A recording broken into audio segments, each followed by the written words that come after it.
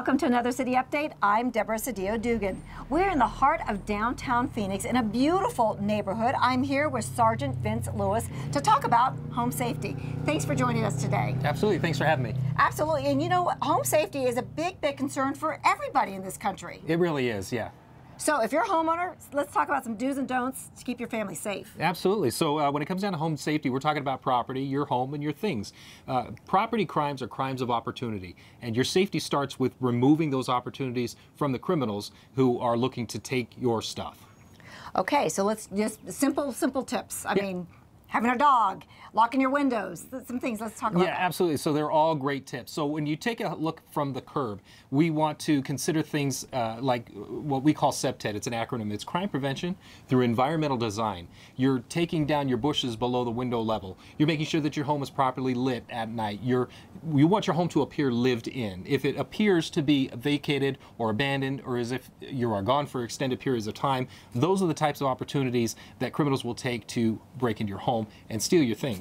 And we definitely want to remove those pricey objects from your lawn. You want to make sure that your lawnmower stays concealed in the backyard. You want to make sure that your vehicles out front are properly locked. Oftentimes, if you have a garage door, some people will leave their garage door opener inside their car and their car's unlocked. We want to make sure that we remove those valuables from your car, make sure that your car is locked, and take them with you. A simple acronym that we use in Phoenix Police is take it, lock it, conceal it. And you can apply each one of those solutions to any situation to help reduce property crime. Oh my God, those sound so easy too. And I like what you said about lighting and motion lighting too, because it doesn't have to be on 24/7, but if somebody walks by or coming to approach your door, floodlights are right on you. Right, you can have motion lights, you can have timers on your lights, you can go so far as to turn the lights on and off yourself. You can spend an enormous amount of money, or you can make simple, frugal decisions to help create the same effect. But definitely you want to make sure that your property appears lived in. Okay, and that is the key, because I know I travel a lot too, and you know, my neighbors help out a lot, which I wanted to talk about too, about the neighborhood watch. That's another key element too for neighbors who may not have it in their neighborhood. Absolutely. Take a minute to get to know your neighbors. And you can do this in real life, or you can do it virtually. So we have actual block watches that neighbors will get together and form. They have regular meetings. They discuss crime safety tips, and police officers will get involved in that. You can get to know your community action officer that way as well. You can form virtual block watches. You can get together on neighborhood apps like nextdoor.com and get to know your neighbors virtually. We also have an actual program called Virtual Block Watch. If you have a home surveillance system, you can connect with Phoenix Police in the Phoenix area, and when a crime occurs in your neighborhood, it's possible you might have footage that we can use. What we're looking to do is reduce the time from the commission of a crime to the identification and arrest of a suspect. So again, 3 simple ways to get to know your neighbors and watch out for each other. Oh, absolutely. And I know I actually have nextdoor.com, and I just love to see what's going on and see what the neighbors are saying.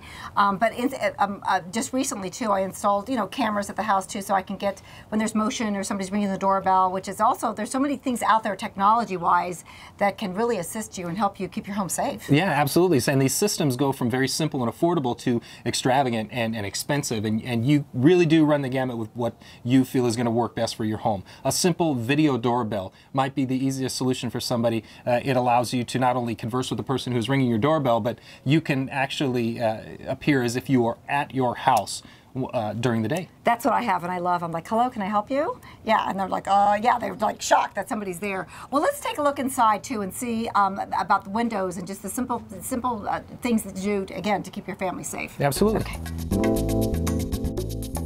Well, Sergeant, before we go inside, let's talk about this doorway. Okay, the doorbell's here, the great knocker here. What are some of the things that are great about this? So there's a lot of potential for safety features that you can add or perhaps already exist at your doorway. You definitely want to make sure that your light bulbs have been changed and that they're properly working. You want your doorway to be free of any kind of debris. You want it to be clearly marked and open. You might consider having plants or things like that out front, and that might help shield packages that arrive that you weren't expecting. Make sure that if you have a viewport or a peephole, that it's clean and clear and free of obstruction, that you use it as well. Something else to consider, of course, is a security door. I know that's an extra added expense, but it might give you that extra safety measure when you could open the inner door and have a conversation with somebody who's on the outside of the door. And you're double bolted, because that's what I have at my home, and I love it. Sure, and along those lines with hardware, make sure that when you move into your home and when you first take possession or when you move into a house, that you ensure that the screws that hold the plates for the hinges are long, at least 3 or 4 inches on that. Okay, good. That one, what that's going to do, sorry, what that's going to do is going to help prevent any type of forced entry from the outside. It's going to make it more difficult to force entry. And of course, no brainer, change all the locks. I mean, that's one thing you do too. Right, that's great advice. Yeah. Yes, when you take possession of that home, as long as you're legally able to, make sure you consider changing all the locks. All the locks, and if you have a gate or an alleyway, you know, again, padlock on your gates. Alleyway, I guess, could be a whole different ballgame too. So any entry that would lead into your property, you want to make sure that if the potential is there, that somebody could enter that property through that portal. You want to make sure that you use the extra added safety measures of a padlock and minimum lighting. Okay, that's okay. Well, let's go inside real quick and let's take a look at some of the windows. Sure. Okay. So, Sergeant, let's talk a little bit more about the windows. Absolutely. So windows can be a point of entry. The important thing to remember about windows is that they are clean and clear and functional. You want to be able to see out of them clearly from the inside. You want to make sure that they close and that they are secured, at least from the outside. You can spend a lot of money on just window security. You can consider extra locks, but you definitely want to make sure that they are functional and that you check them regularly. Again, thank you so much, Sergeant, for all this great information, basic information that all homeowners, renters, anybody who lives in a home should be doing. Absolutely. It's simple to remember, too. We are removing opportunity for criminals to take your stuff. And simple as can be, it's take it, lock it, conceal it. Take it with you, don't leave it out.